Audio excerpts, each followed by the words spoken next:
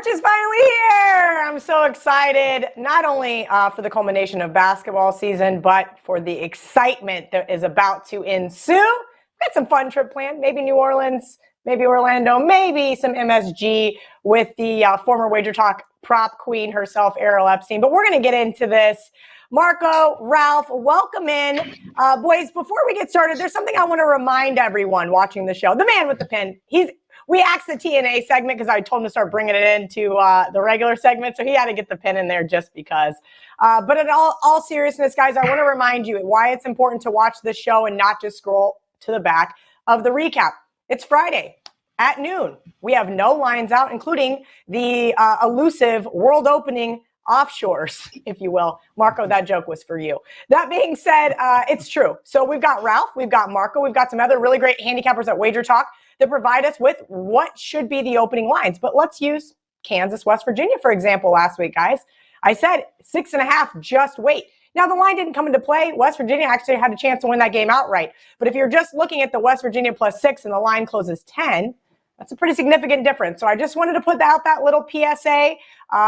Take the notes that we're giving you on the games. Do not take the lines always as gospel because they are not out yet. Marco, do you have anything you'd like to add to that? Yeah, and when I give my plays today, I'm going to say what my projection is. So if I say a team by 6, you look at the line, and if it falls into the number, you have the play. Perfect example for me last week, Kelly, was the total I had in the Baylor-Texas game. Now, we were projecting the total to be like 153 or 154, and I said, I'm going over the total. My projection was 158.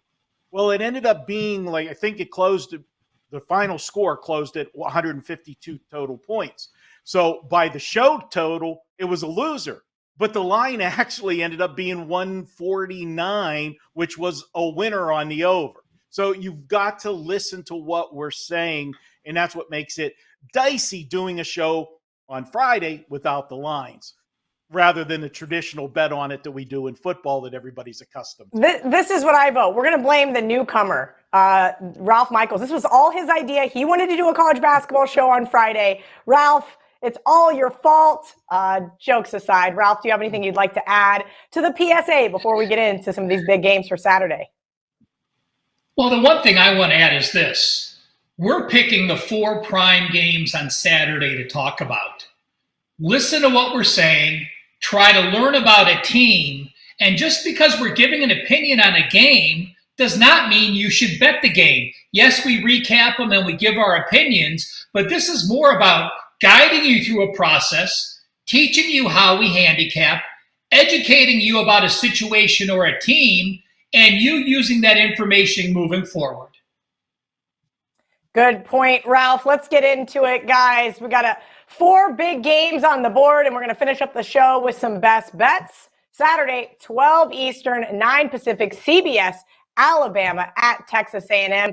Projection, Alabama to be a 2.5-point favorite, total 151. And now, during the show, if these do start to pop up on the Wager Talk odds screen, I will update you guys with the lines. But Marco D'Angelo, I'm going to go to you first. Texas A&M was absolutely red hot. Well, that was until they hit the buzzsaw of the bottom feeder that was Mississippi State. They had a nice rebound, though, on Tuesday over Ole Miss. Do you think Alabama finishes the season strong here with the cover at A&M, or does the outright underdog get the cash? Well, you look at this one, Kelly, and Alabama's had 3 straight close calls against South Carolina, Arkansas, and Auburn, which also coincides with the trial that's going on in Alabama and regarding their star player, Brandon Miller, and his role with bringing the gun to the player that committed the murder. So a lot of distractions going on with Alabama, and I think that started to weigh on them, and it's why I went against them the last couple games and took the generous points. Now we've got a situation where Alabama clinched the SEC title on Wednesday, which can be viewed as a good thing or a bad thing for them. The bad part of it is they have nothing to play for. So, yes, they're ranked number 2, but it's not going to make a difference if they stub their toe here as far as their seeding goes. But the good side of that is Now they don't have any pressure of trying to win the SEC. They can maybe go out and play loose. So is that a benefit to them playing Texas A&M? On the other hand, Texas A&M really doesn't have anything to play for either. They're locked into the second spot, and they can play loose as well. I am going to look to Texas A&M, though. You've got a big team coming in to play, number 2 in the country. Texas A&M, strong home floor. They're 14-1 straight up at home this year and 11-4 against the spread. Obviously, they've been favorites in most of those games, so they're winning and covering at a good percentage. I'm going to look for them to finish out the season with the win here. I'm projecting Texas A&M to win by 3 or more points. So as long as Texas A&M is getting points or not laying more than 2, I'm on A&M. All right, good projection there, Marco. Ralph, I want to take the points here with A&M. I do think it'll be right around that +2, 2.5 mark. But the reason why isn't really because of A&M. Now, A&M has had that hot streak we just mentioned, but Alabama, as Marco mentioned, has been really rough. And part of that has been their turnovers. Feels like they live and die by those good games. What was it, back in January when they played Oklahoma. Yes, Oklahoma. They turned the ball over a ton of times, gave up a ton of points off those same turnovers. Similar thing happened at Tennessee. I think this one is the trifecta here with the turnovers because that's what A&M does really well on defense. Well, you look at Alabama, they are the number 2 fastest paced team. Nate Oates had the same offense at Buffalo when he came here. So they are number 232 in the country in offensive turnovers. They turn the ball over often. That's their hectic style. What's Texas A&M? They're a top 50 team in terms of turnover defense. Then you look at tempo. Yes, Alabama wants to run every time out. Texas A&M absolutely slows people down across half court. They are number 329 as far as defensive tempo goes. That means there's only 24 teams slower that average the amount of time they take taking a shot. Marco talked about the schedule they had. Yes, it's some distraction with Miller. Also, I think it's part of just wearing out with your fast tempo. You played 2 overtime games in the last 3. You played South Carolina in overtime. You played a hectic 3-point game against Arkansas. You beat your in-state rival in overtime, and now you're traveling. You look at that game on Wednesday for the Tide. 4 players top 36 minutes. A&M, as you said, I can understand one bad game that they played on the road. Now they're back at home. I think this is the first time all 3 of us have agreed on a game. I'm going to take at Texas A&M. I do want the 2 points or more. While Marco is a little more gracious, he's going to pick them to win outright.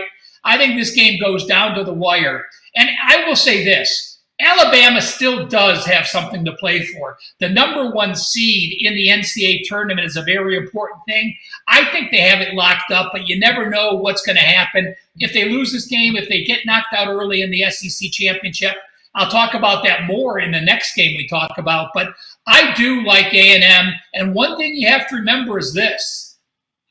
Alabama has only played this slow-paced team twice in Nate Oates' tenure. Guess what? They lost both times, and this is the first time the Crimson Tide have gone to Reed Arena. It's going to be a rude awakening for all these players playing the first time at Texas A&M.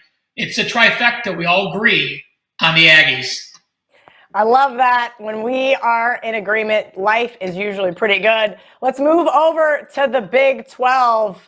Yep, that's right. Saturday, 4 p.m. Eastern, 1 p.m. Pacific, ESPN.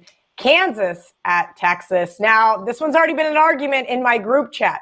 Texas is going to be the favorite here. Ralph makes the game 1.5, total 149. Ken Palm makes Texas -2. And everybody's like, Cal, you got to be all over Texas. Whoa, whoa, whoa. Everybody pump the brakes. Texas has been on my do not bet list for weeks. Yes, they hit a monster 3. So Sir Jabari Rice, last second, gets the cover against TCU. Can they carry that over here at home against a Jayhawks team that has just been on fire? Sure, they haven't been covering. but they've been winning those games. We saw it with Oklahoma State. We saw it with Baylor. We saw it with TCU. 3 in a row where they were underdogs and still covered and won outright. I'm not falling for the trap. I'm not saying I'm going to bet KU here, but I don't think I trust Texas. Marco, do you trust Texas? No, I don't. And once again, Kelly, Kansas, we all said they're down this year. They're down this year. We all do it every year. Why? Because we say this blue bloods don't rebuild, they reload. And it takes time for these teams to gel, to get all of the players on the same page. And what happens? We get into February and those teams go on a roll and carry it into March Madness. And that team, that's Kansas. They're on a roll. Yes, they're going to be playing a team here, Texas, that's 15-1 straight up on their home court. Everybody's going to point that out. But you know what? They're only 8-8 against the spread. Now, granted, the spread's not going to be a factor in this one because it's a line that says just pick the winner. Kansas is 9-1 straight up their last 10 games. The only loss they had in that 10-game stretch, I can forgive them for. It was the game after Kansas State revenge. Kelly, I don't have to tell you how much they had that game circled against your K-State Wildcats. They wanted that one, and they got it in pretty satisfying fashion. They were fat and sassy the next game. They were ripe for a letdown, and it happened. Not going to happen here. And they don't have the pressure of vying for the Big 12 title. They got it. And as Ralph said, hey, these teams want to keep momentum. You talked about it with Alabama, but I think there's more side distractions with Alabama. Kansas wants to secure a number 1 seed. I think they take care of business. Texas has been a little bit too up and down for me. I'm going to go ahead, call it Kansas. I got them winning outright by 4 or more. Take Kansas on Saturday. So this year, Ralph, a little early, I started college basketball because the bowl season just was not great for me. I said, you know what? I usually don't do college basketball this early, but I started early. And KU fans came after me swift because I said, listen, it's tough to bet against KU at Allen Fieldhouse, except that's primarily where I've done it this year. Normally, they get those whistles. Well, this year, they're way better on the road. They're 7-3 against the spread on the road this year. And that is the last deciding factor, what's going to probably keep me off of Texas. But as somebody who watches the Big 12 more than any other conference, it has been shocking to see how there has not been home cooking at Allen Fieldhouse. Instead, there's been some away cooking. Well, I'm going to say this. If you think Kansas doesn't have anything to play for, you are absolutely full of crap. The number 1 seed in the Midwest plays at Kansas City. If they win the number 1 seed, they are playing at home in a situation that they have dominated. If they get sent out to the West, it's going to be in Vegas. So they are still, again, we talk Big 12 number seeds, but when you're a blue blood, as Marco said, you are thinking about the number 1 seed in the NCAA tournament overall. So I think the situation where, Texas is a top 10 team as far as Ken Palm is concerned. Yes, their defense has played well, but I look at what their offense has done. Their 3-point shooting has struggled. KU can shut down the 3-point defense. Yes, you have Marcus Carr there, Jalen Wilson. You have star players that cross each other out. But I look at Texas, a home win against Oklahoma. Guess what? That was in overtime. Yes, you beat Iowa State. Prior to that, a home win against West Virginia, bottom half.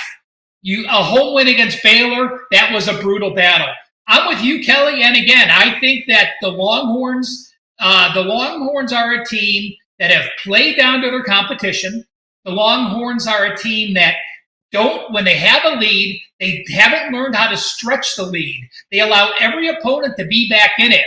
And when you have a team like Kansas that can win on the road, that has been a dog 5 times, they've covered 60% of those games. I agree with you that I think Kansas has a great shot to win this game. And remember, in that first game, Kansas only made 2 of 10 from 3-pointers. They will shoot better than 20% from 3-point range this week. Yeah, I think the only way that you can really beat Kansas is to get Grady Dick and Jalen Wilson in foul trouble, and that is early. very, very early. You want to see those guys sitting on that bench quickly. Good luck to Texas. It sounds like none of us trust Texas, but none of us have necessarily gotten to the window on the other side. We're going to take a quick commercial break. When we come back, we've got 2 more big game previews for you. How do you like to finish the college basketball season paying under $30 per week? Between now and Selection Sunday on March 12th, there are still tons of regular season college basketball action to go. Plus, all of the conference tournaments and Wager Talk and Sports Memo are announcing their March Madness Bonanza special that will include the rest of the college basketball regular season, conference tournaments, NCAA tournament through the national championship, and any plays released in the NIT or CBI tournaments. That's right, from Monday, February 27th through Monday, April 3rd, there are 5 full weeks of hoops action, which breaks down to under $30 per week.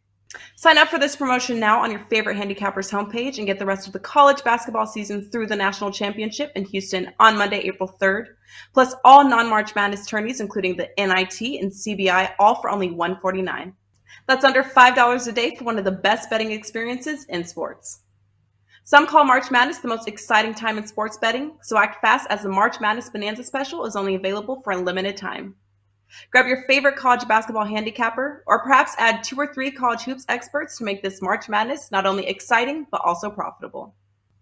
No coupon is needed. Just head to the homepage of the handicapper of choice and lock the $149 price in now. As the earlier you sign up, the more days you receive.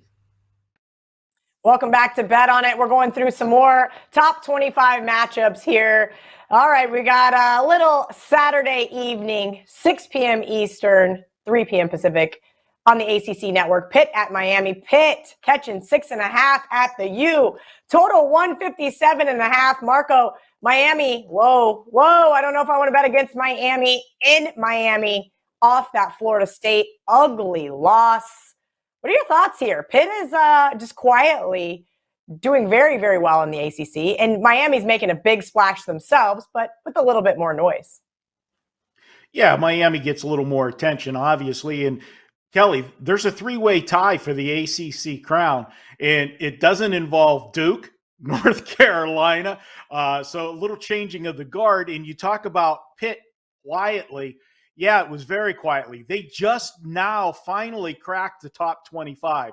This is a team that's been playing good basketball all year, and honestly, they're playing the best basketball that they've played since the early days of Ben Howland and then Jamie Dixon taking over after Howland bolted for UCLA. This is a team that, pure and simple, ugly game on Wednesday against Notre Dame.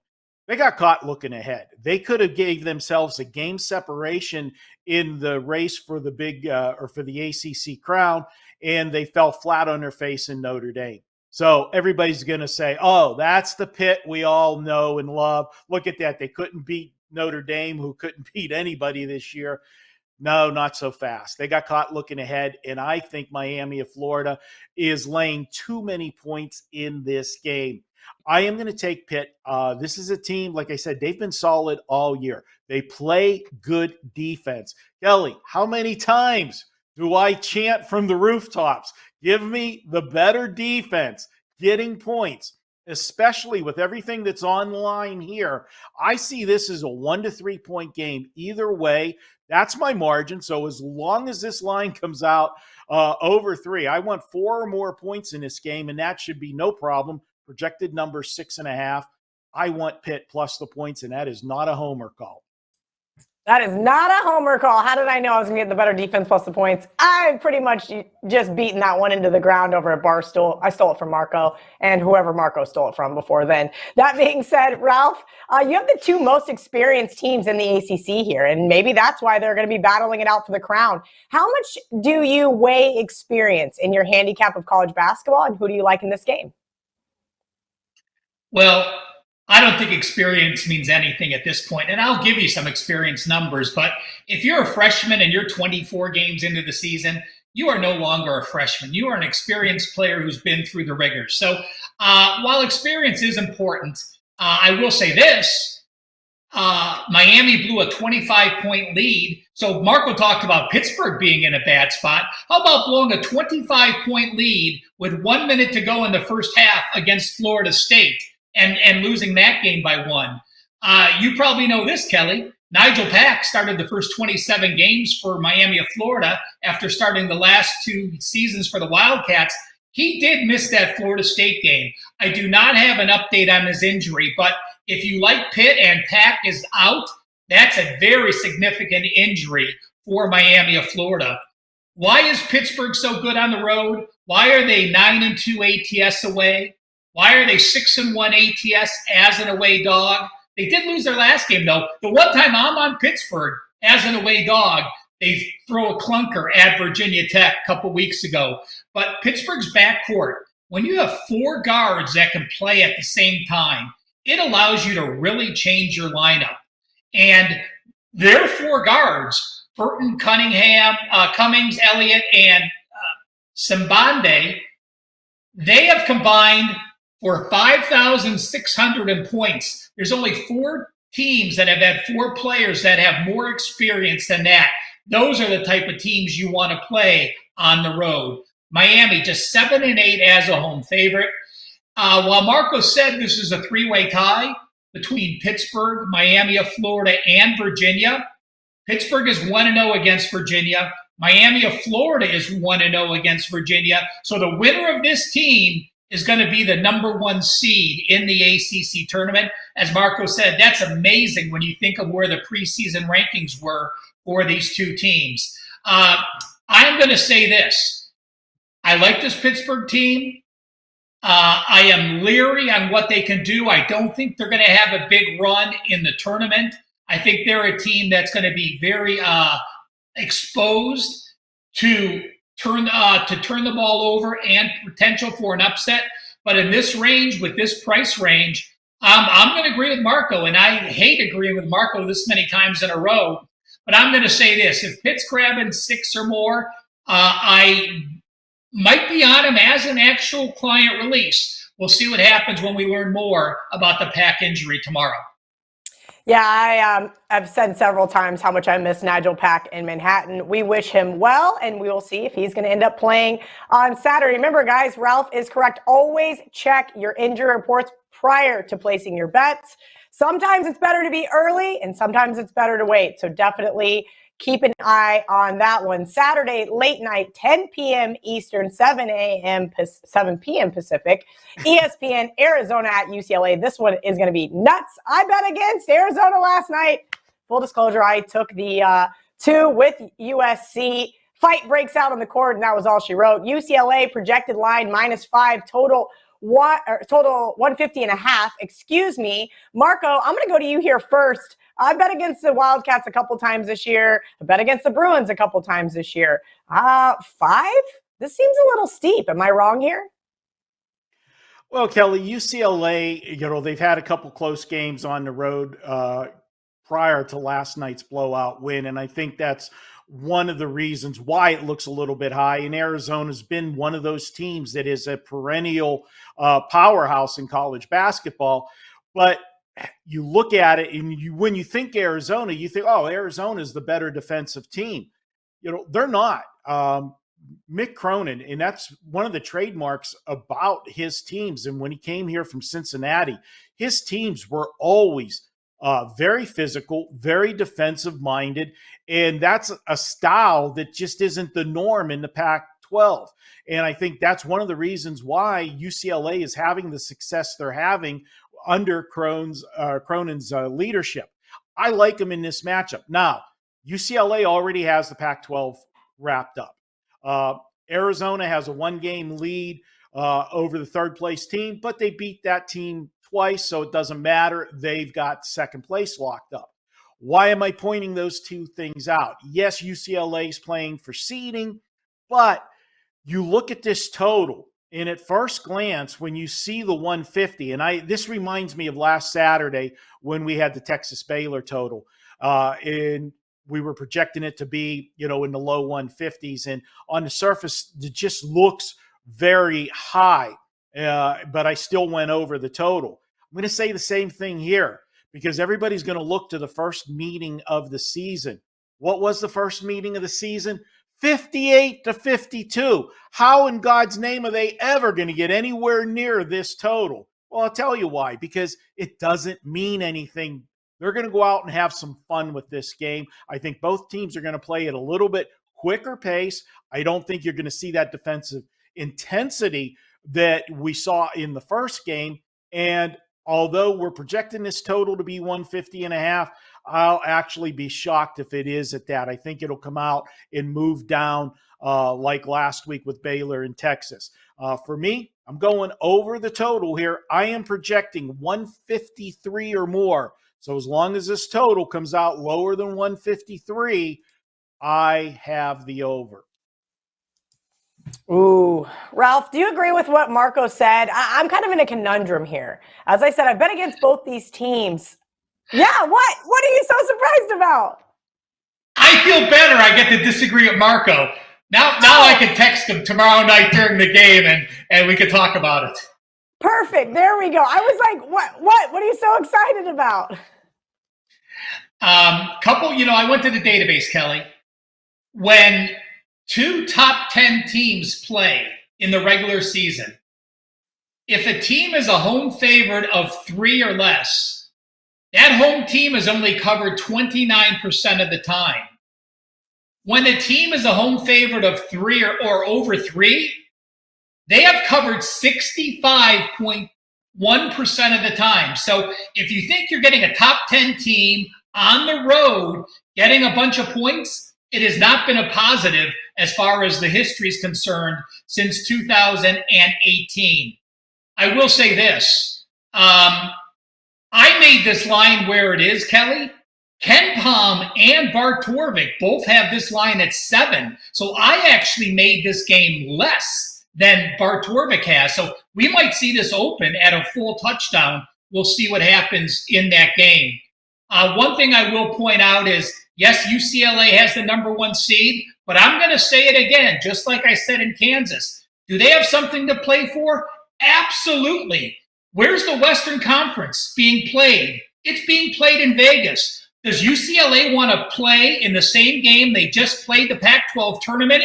That's going to be a 2-point home edge for them if they are sent to Vegas in the 3rd and 4th round. So I think UCLA has absolutely everything to play for. And UCLA is not going to speed up the tempo. Their defense is absolutely elite. It is the 2nd best defense in the entire country.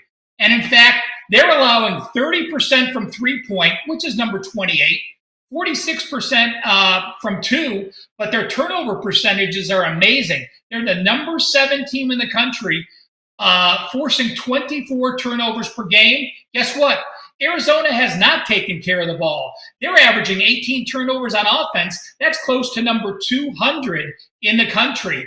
And when I look at the slowest paced teams that Arizona has played, yes, they are the fastest tempo team in the Pac-12. But against Washington State, 0 overs, 2 unders. Against UCLA, Marco talked about that first game. Against Oregon State, 1 over and 1 under, but that over was only 150 points, less than we expect here. Cal, 2 overs and no unders, but they totaled 147 and 149 points. And Utah, 1 and 1 over under, but they totaled 148 points. So of the slowest paced teams, 0 games have gone over a total of 151 or higher. Marco, we'll see what happens. I'll take a Miller Lite if it wins. I'll buy you your Coke if the game goes over the total, but I'm going to go UCLA and Arizona under the total. Drinks. We know that Marco drinks the vodka, cranberry, orange juice, pineapple, grapefruit, any kind of, it's like this much juice and this much vodka. He's basically the opposite of me and Ralph. That being said, we're going to take our last, well, not our last commercial break, but we're going to take a commercial break, and then we're going to go to Best Bets. How do you like to finish the college basketball season paying under $30 per week? Between now and Selection Sunday on March 12th, there's still tons of regular season college basketball action to go. Plus, all of the conference tournaments and Wager Talk and Sports Memo are announcing their March Madness Bonanza special that will include the rest of the college basketball regular season, conference tournaments, NCAA tournament through the national championship, and any plays released in the NIT or CBI tournaments. That's right. From Monday, February 27th through Monday, April 3rd, there are 5 full weeks of hoops action, which breaks down to under $30 per week. Sign up for this promotion now on your favorite handicapper's homepage and get the rest of the college basketball season through the national championship in Houston on Monday, April 3rd, plus all non-March Madness tourneys, including the NIT and CBI, all for only $149. That's under $5 a day for one of the best betting experiences in sports. Some call March Madness the most exciting time in sports betting, so act fast as the March Madness Bonanza Special is only available for a limited time.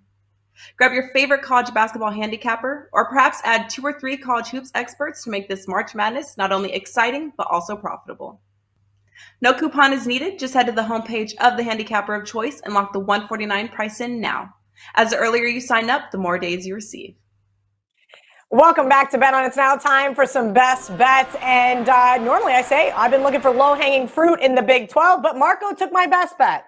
So what are you going to do? So I got to go low-hanging fruit 2.0. This is another game that I really did like. But just remember, I like Marco's a little bit more. I'm going to lay 2.5 with Texas Tech. Again, projected line, just like last week was with West Virginia. Oklahoma State, I'm going to be honest with you. I don't know what to make of this team. Ever since Avery Anderson went out, it's kind of just been like, all right, the season's over. They failed to cover 5 straight. And that has just been such a frustrating thing. I was on them in a couple of those games. And I said last Saturday, why aren't you betting K-State, Oklahoma State top 25, Kansas State top 25 catching points in Stillwater. I said, you guys, this team does not have it. Why? They turn the ball over way too much. They're one of the worst 3-point shooting teams in the country. They don't have a lot of continuity at this point in time, and that's just unfortunate. They do, however, have a really solid defense, and I will not discredit them for that. Tech, I think, should be able to get the nice win here in Lubbock, barring any catastrophic turnovers, which is basically what we saw against TCU. I think the first team to 75 wins, and that first team happened to be Texas Tech, so I'm going to lay the 2.5 with them. Marco, go ahead and give out our best bet. Oh, Kelly, I love you. Hey, by the way, you know what? I got a happy anniversary message from Twitter. My Marco in Vegas account, back in 2000, whatever it was, way back when. Same year in March. When's your anniversary? Later in the year? Yeah. But yeah, probably. You always say I took your Kelly in Vegas with my Marco in Vegas. So, okay. Still don't get those timestamps. I am going with those Oklahoma Sooners. Yes, this is all about the spot, Kelly, and I'm sure these are the reasons why you liked it as well. You look at TCU. They're coming off a big emotional win in their last game over Texas. TCU's just 4-6 on the road. Oklahoma's been no prize package, that's for sure, but it is senior day. We're looking at a line here. Projected line is TCU -1. I will not be shocked if it ends up being Oklahoma -1, 1.5. If it ends up being that, I like it even more because you're going to look at this game. You're going to look at these two teams and you're going to say, pick the winner. And who's going to really want to take Oklahoma? I'll do it. TCU is going to look past Oklahoma as they look to the Big 12 tourney, already beating Oklahoma by 27 points earlier in the season. Let's go back to that game when they beat them by 27 points. Oklahoma was in a bad scheduling spot. They just came off a gut-wrenching loss to Baylor, 62-60. And what did they have on deck? Alabama in the Big 12 SEC Challenge matchup. I'm going to go, and what did they do in that game too? They steamrolled Alabama, believe it or not. I'm taking Oklahoma in this one. I got Oklahoma winning by 4 or more. So as long as Oklahoma's not laying more than 3 points, we're on the Oklahoma side here, but they should come out around a pick. I expect a big, nice home game from the Sooners as well, Marco. I will be joining you on that one. Ralph, do you like Oklahoma? Never mind. I gotta give Ralph all the shit I can give him. He deserves it all. My favorite guy at Wager Talk. Ralph, give us your best bet for Saturday. Kelly, I do want to mention one special that we have at Wager Talk. Any capper, the rest of college basketball $149. And just so you know, our normal price the week of Selection Sunday, the week that March Madness starts, is regularly $149. So you're basically getting that period of time for free. And how have I done in March Madness? Number one the last 2 years, number one the last 3 years, number one the last 4 years, number one the last 5 years. I've never had a losing March Madness since joining Wager Talk. $149 for the rest of college basketball. Sign up today, and you're getting every play through the conference tournament.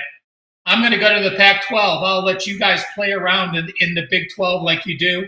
And last week I had a best bet in the Big 12, and I lost on a last-second shot. So I'll pass. I'm going to go to USC.